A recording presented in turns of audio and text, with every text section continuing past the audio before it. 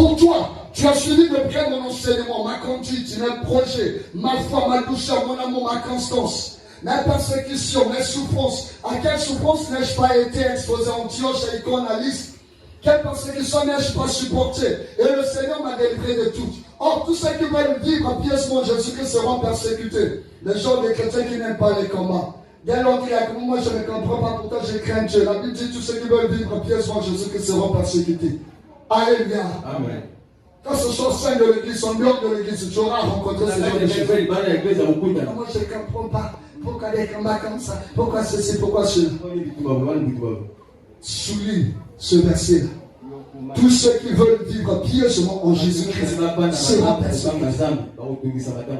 À cause de ta foi, tu vas rencontrer certains combats. À cause de ton intégrité, tu vas rencontrer certains combats. À cause de ton honnêteté, tu vas rencontrer certains obstacles. Ce n'est pas que tu t'es mal comporté. Ce n'est pas que Dieu n'est pas avec toi. Mais tu seras combattu, tu seras persécuté à cause de ta foi. Et bien avec dans le Seigneur, tellement que tu es conscient, c'est à cause de ta foi, à cause de ton intégrité. Ne cède pas. Reste là. Endure ce combat. Affronte ce combat. Ne perds pas ta valeur, ne perds pas ta foi, ne perds pas ton intégrité. Reste là. Alléluia. Amen. Et nous continuons notre lecture. Le verset 13, la Bible dit: mais les hommes des gens imposteurs avanceront toujours plus dans le mal, égarant les autres et égarant eux-mêmes. Toi, demeure dans les choses que tu as apprises et reconnus certaines, sachant de qui tu les as apprises. Dès ton enfance, tu connais les saintes écritures, les saintes lettres, qui peuvent te rendre sage à salut par la foi en Jésus-Christ. Toute écriture est inspirée de Dieu et utile pour enseigner, pour convaincre, pour corriger, pour inscrire dans la justice, afin que l'homme de Dieu soit accompli et propre à toute bonne œuvre. Alléluia. Amen. Les enseignements que nous recevons ici doivent nous servir en dehors des quatre coins de l'église. Les enseignements que nous recevons ici doivent nous servir face à la tentation et à l'épreuve. Les enseignements que nous recevons ici doivent nous servir pour résister au diable. J'ai toujours déploré cette catégorie de chrétiens qui disent Amen ici. Et face aux éventualités, ils jettent l'éponge. Où est passé ton Amen? Il y aura des combats, Dieu te délivrera, te donnera la victoire. Tu dis Amen. Et dès lors qu'il y aura des combats, tu commences à te plaindre. Tu commences à t'affoler. Où est passé ton Amen? Alléluia. Amen. La Bible dit rappelle-toi. Rappelle-toi de ces enseignements. Ce matin, je suis là pour t'interpeller. N'oublie jamais ces enseignements. Partout tu seras. N'oublie jamais ces enseignements. Raison pour laquelle on nous exhorte toujours. Ayons notre Bible. Ayons un bloc-notes et notre stylo. Les paroles s'envolent, les écritures restent. Prends l'habitude d'écrire. Prends l'habitude de prendre des notes. Cela te permettra de réviser tes notes. Cela pourra rafraîchir ta mémoire. Cela pourra te rappeler certains enseignements oubliés. Ne soyons pas comme des élèves trop intelligents qui partent à l'école sans fourniture scolaire. Parce qu'il est tellement intelligent. Les hommes de ce monde, les mamans, vous m'excusez, mais on dit que la mémoire est une épouse infidèle. Parce que ça peut arriver, tu connais de la personne, le nom de la personne, tu te rencontres avec elle, tu oublies son nom. Tu commences à causer superficiellement pendant que tu es en train de réfléchir sur son nom. C'est dès lors que vous allez vous séparer. Peut-être quelques jours. Quand tu vas te dire, on fait qu'il s'appelle été. Mais sur le champ, j'avais oublié. Ceux qui partent à l'école, ils savent aussi. Il peut avoir une question, un devoir.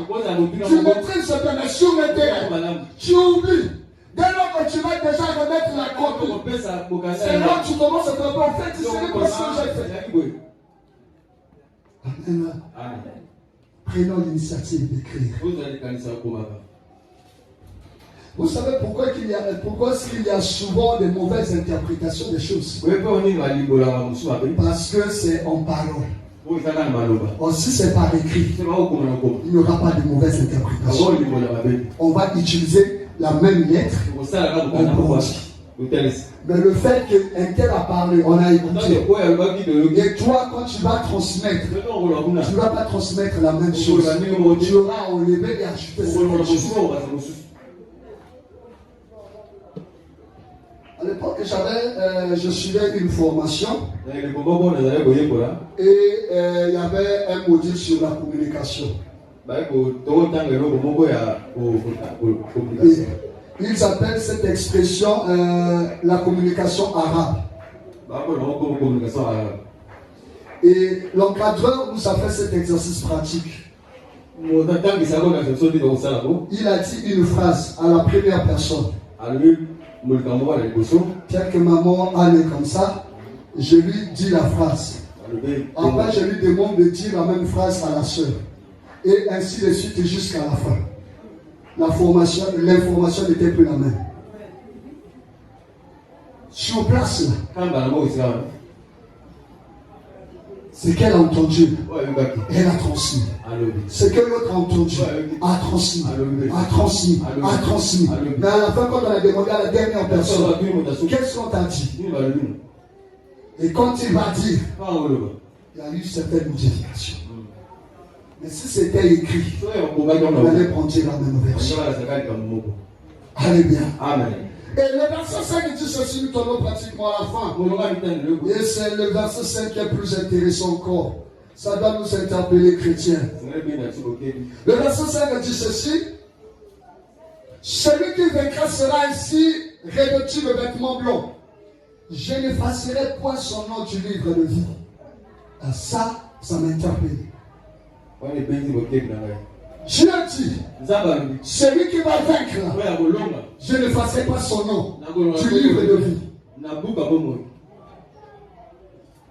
Il n'est pas dit, j'inscrirai son nom dans le livre de vie. Effacé.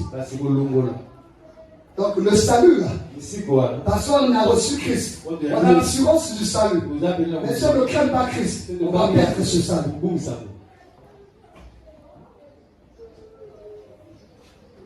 Dans Apocalypse chapitre 13, le verset 8, on parle du livre de vie. Apocalypse chapitre 13, le verset 8. La Bible dit ceci. Et tous les habitants de la terre l'adoreront. Ils adoreront la bête.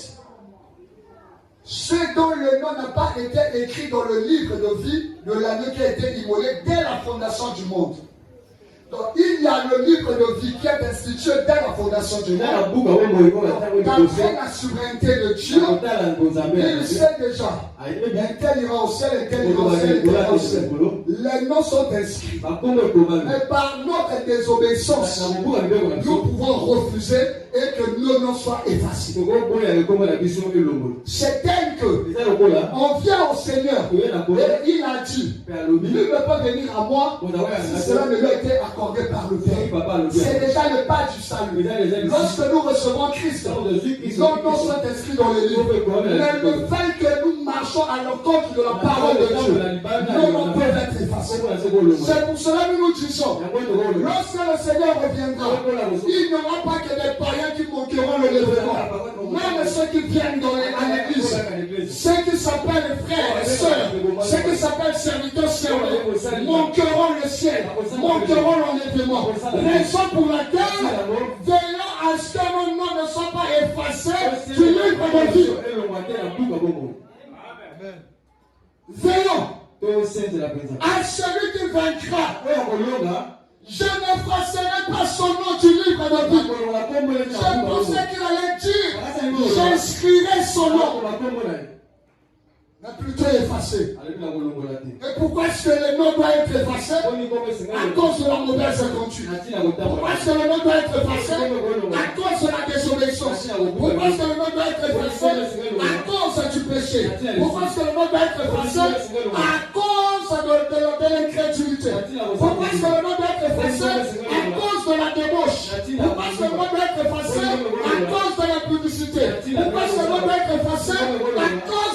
corrompu. Pourquoi ce nom doit être effacé? À cause de l'hypocrisie. À cause de ces choses. Le nom peut être effacé. Nous ne venons pas à l'église pour que le nom soit effacé. Mais nous venons pour que le nom soit maintenu et que nous puissions hériter de la vie éternelle. Veillons sur notre conduite. Veillons sur notre comportement. Ne permettons en aucun cas que nom soit effacé. À cause des plaisirs de ce monde, à cause des biens matériels, ne permettons pas que nos noms soient effacés. Veillons sur le salut de nos âmes. Le salut de nos âmes vaut mieux que la maison. Le salut de nos âmes vaut mieux que le mariage. Le salut de nos âmes vaut mieux que le travail. Le salut de nos âmes vaut mieux que la promotion. Le salut de nos âmes vaut mieux que l'élévation. Le salut de nos âmes vaut mieux que le voyage. La Bible dit, à quoi servirait-il un homme de gagner tout le monde s'il perdait son âme? Qu'est-ce que l'homme pourrait donner contre valeur pour son âme? Il n'aucune chose. Si c'est le sacrifice de Jésus. Oh, bien-aimé dans le Seigneur, veillons ce que le nom ne soit pas effacé. C'est pour cela, comment on appelle Moïse, dans Exode chapitre 39, verset 39, à cause de l'idolâtrie des enfants d'Israël, quand ils avaient façonné le veau d'or, il va intercéder leur faveur et il dira, Seigneur, oui c'est vrai, ce peuple a péché, mais je te prie de le pardonner, sinon efface mon nom du livre de vie. Parce qu'il était conscient qu'il est le livre de vie et le nom peut être effacé. Alléluia. Amen. Arrêtons avec la chrétienté des apparences. Alors que quelque part nos noms sont déjà effacés.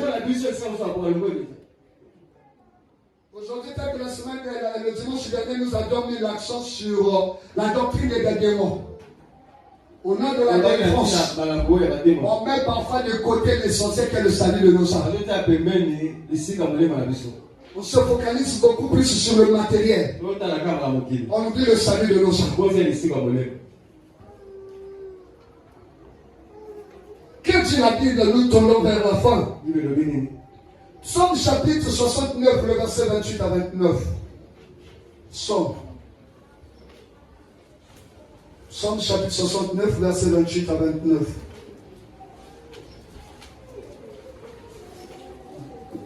Psaume 69, verset 28 à 29. Là, c'est David qui est en train de déclarer des paroles contre ses ennemis. Le verset 28, la Bible dit: ajoute des iniquités à leurs iniquités, et qu'il n'ait point part à ta miséricorde, qu'il soit effacé du livre de vie, et qu'il ne soit point inscrit avec les justes. Le nom peut être effacé du livre de vie à cause de la désobéissance, à cause du péché. Seigneur Jésus, je te reçois dans ma vie, sauveur et mon Seigneur personnel. Pardonne mes péchés. Désormais je t'appartiens. Efface mon nom du livre de jugement. Inscris mon nom dans le livre de vie. Amen, amen. Mais par la suite, tu ne crains pas ce Jésus. Il va effacer ton nom du livre de vie. Et au jour de son avènement, on va commencer à pleurer. J'ai fait des miracles en ton nom. J'ai chassé les démons en ton nom. J'ai prêché en ton nom. Les âmes sont gagnées à toi parce que j'avais prêché. J'avais bien chanté. C'est moi qui étais le plus grand partenaire. Le grand intercesseur, c'était moi. Le premier protocolaire, c'était moi. C'est moi qui arrivais le premier à l'église. Mais si la conduite n'est pas digne, le nom peut être effacé. En d'autres termes, si on n'a pas une conduite digne, on ne peut pas perdre le salut. Que personne nous trompe, bien-aimés dans le Seigneur. Que nous ne perd pas le salut. Bien-aimés dans le Seigneur, pendant que nous sommes en vie, on ne perd pas cela parce qu'il y a l'espérance de la repentance. Mais dès lors que le Seigneur arrive, on perd ce salut. On ne perd pas le salut. Parce que le fait que nous sommes en vie, on peut se repentir. Et Dieu nous pardonne. Mais si le Seigneur arrive avant notre repentance, on perd ce salut. Donc en réalité, le salut que nous avons sur terre, c'est un salut provisoire. Est-ce que quelqu'un comprend? C'est un salut provisoire. C'est comme juste une caution. Tu veux prendre une maison, tu as donné la caution. Mais le plus important, c'est d'être en mesure de payer chaque mois. C'est ça. Le salut que nous avons reçu, c'est une sorte de caution que nous avons reçu. Mais pour que nous soyons confirmés, il faut qu'on continue à craindre Dieu, à obéir au Seigneur. C'est alors nous aurons le salut éternel. Sur la terre, c'est le salut provisoire. La Bible dit quoi? Bien-aimés dans le Seigneur, permettez-moi. Je vais nous lire ces passages pour nous interpeller, pour aider quelqu'un à revenir à prendre au sérieux sa conversion. Daniel chapitre 12. Daniel chapitre 12, le verset 1. Daniel chapitre 12, verset 1. La Bible dit ceci. En ce temps-là, célébra Michael le grand chef, le défenseur des enfants de ton peuple. Et ce sera une époque de détresse, telle qu'il n'y en a point eu de semblable depuis que les nations existent jusqu'à cette époque. En ce temps-là, ceux de ton peuple qui seront trouvés inscrits dans les livres seront sauvés. On a dit ceux de qui? Ceux de qui? Ceux de ton peuple. Qui se trouveront inscrits dans les livres seront sauvés. Donc ceux du peuple de Dieu qui n'auront pas le nom inscrit, mais ils sont quand même un peuple de Dieu. Amen. Bien, mais on ne vient pas à l'église pour perdre notre temps, on ne vient pas pour impressionner.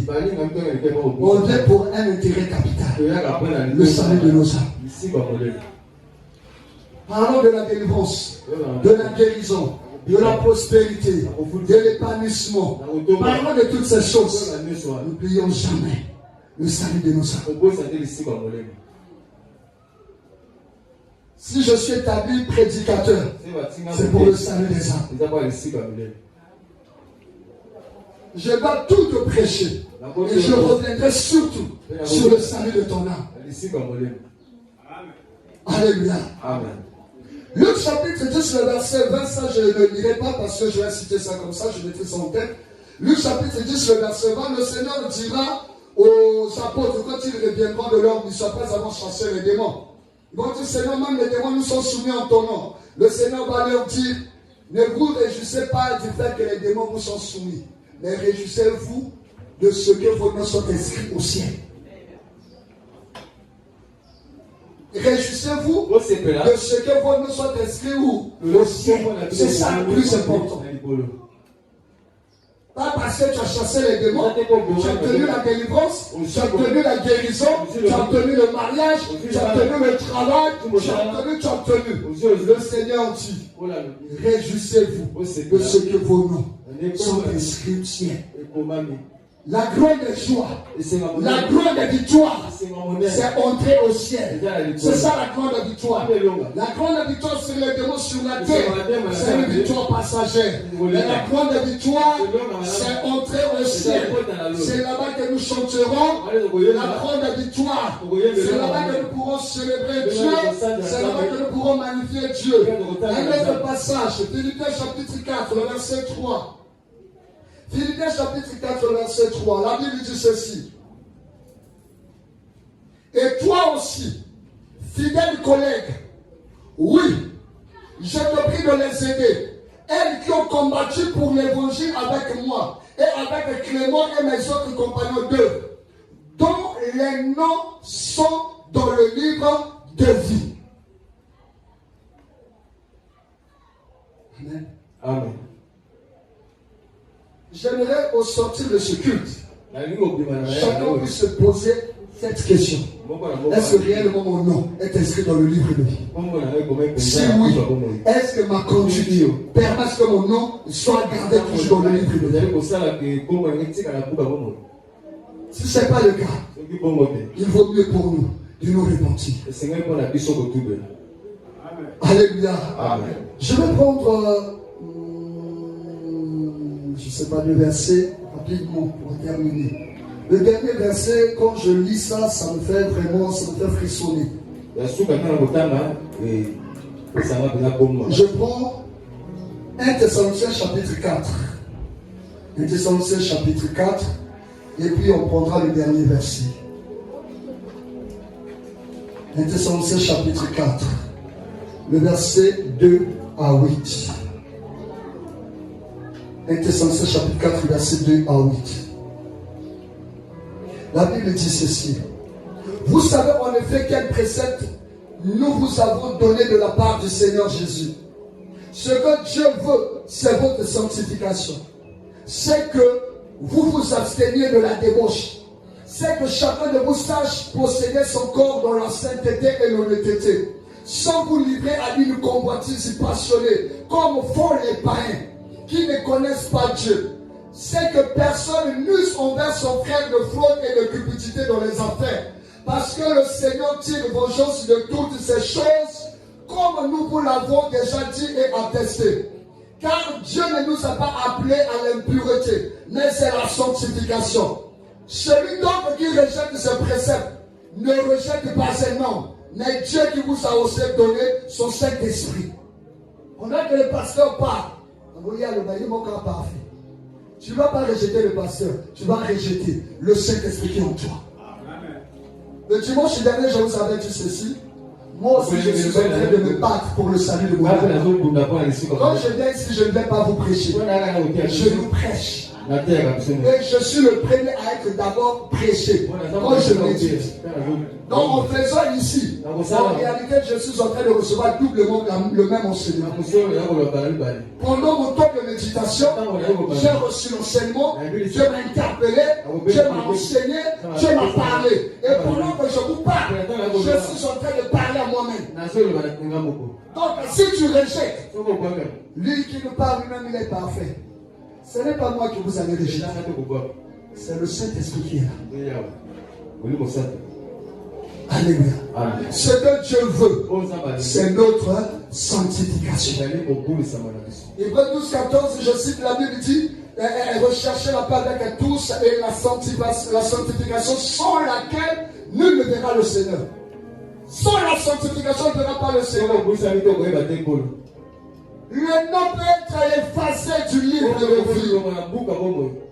Faites excessivement attention avec le conformisme, avec le formalisme, la chrétienté d'apparence. Le dernier passage que je disais, souvent quand je lis ce passage, ça me fait frémir.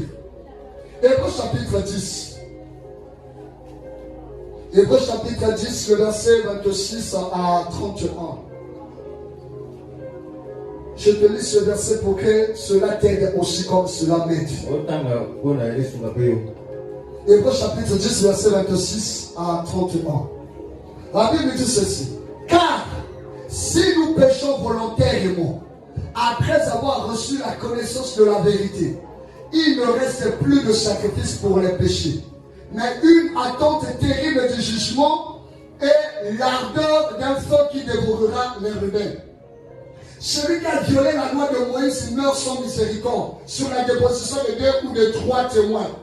De quel pire châtiment pensez-vous que sera jugé digne celui qui aura foulé aux pieds le Fils de Dieu, qui aura tenu pour profane le sang de l'alliance par lequel il a été sanctifié et qui aura outragé l'esprit de la grâce?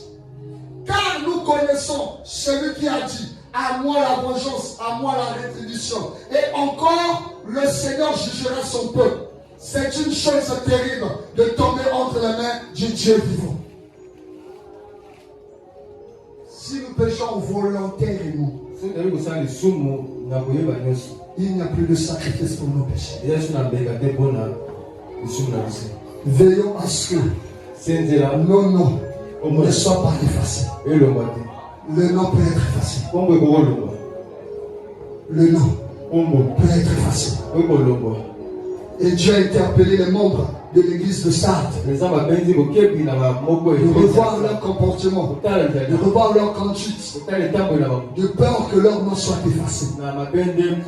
Et ce matin, Bethany dit, chaque membre de l'église, revoyons notre conduite, de peur que nos noms soient effacés. Que celui qui a des oreilles entende ce que l'Esprit a dit à l'église. On acclame le Seigneur Jésus.